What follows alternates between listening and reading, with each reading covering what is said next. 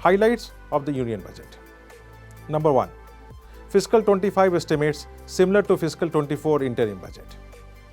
Government has largely maintained the estimates for the tax revenues, that is 11% year-on-year growth, and capital expenditure, which is 15% year-on-year growth.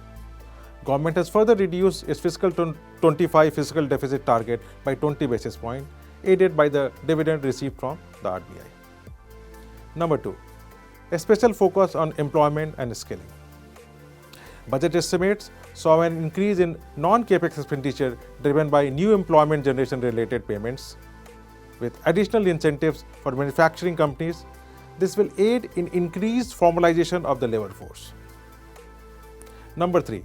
Building blocks for long-term focus areas.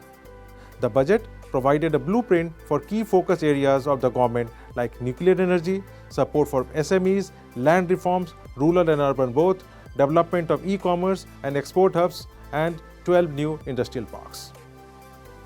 Number 4. Benefits to drive consumption. Personal income tax has been tweaked to provide additional benefit to individuals under the new tax regime. The annual tax savings could be up to Rs 17,500.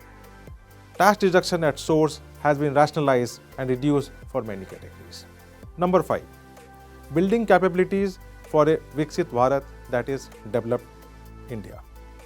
A government mission to transform the country into a developed country by its 100th independence in 2047. Thrust on capex and manufacturing to continue. Number 6. Capex focus reiterated. Government capex is expected to act as a catalyst to spur private capex. Infra spending to increase by 15% year-on-year. Increased assistance is given to states. Number 7. Focus on energy and manufacturing. New energy focus continues with additional allocation to solar rooftop schemes. Initiatives with private sector for nuclear energy. Credit guarantee schemes for MSMEs in the manufacturing sector. Number 8. Focus on employment and skilling. Incentives given for formalizing of labor force with additional incentives to manufacturing sector. Government guaranteed loans for skilling programs. Internship schemes for 10 million students with top 500 corporates using corporate social responsibility funds. Number 9. Building the buffer for sustainable economic expansion. Sticking to its fiscal consolidation roadmap with reduction in fiscal deficit is a positive for medium-term inflation and interest rates. Number 10. Capital gains tax hiked. Long-term capital gains and short-term capital gains has been hiked for listed equity instruments from 10% to 12.5% and from 15% to 20% respectively. Indexation benefit for gold and immovable property has been removed, although long-term capital gains on these instruments has been reduced from 20% to 12.5%. Also, holding period for gold, unlisted bonds and debentures has been lowered to 24 months for classification of long-term capital assets. Number 11. Raising securities transaction tax to reduce retail futures and options activity.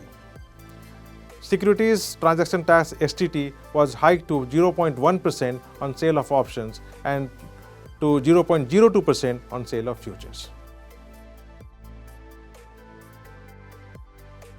Now here are the implications for the equities market.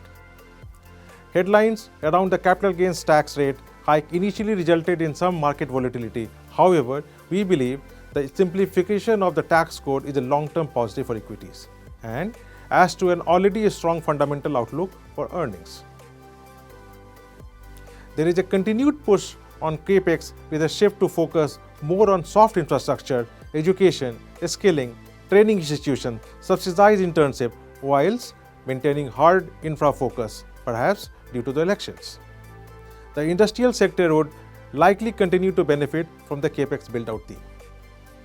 We continue to be bullish on the long-term economic growth outlook for India. 12-month forward Nifty valuations remains balanced at 20.5 times price to earnings. These are measured against a backdrop of mid-teens earnings growth over the next 2 years. Domestic inflows remain robust, supporting the market. Our equity strategy has a reasonable cyclical and growth tilt to play on India's long-term economic growth, with industrials, manufacturing and real estate being our largest sector overweights. Thank you.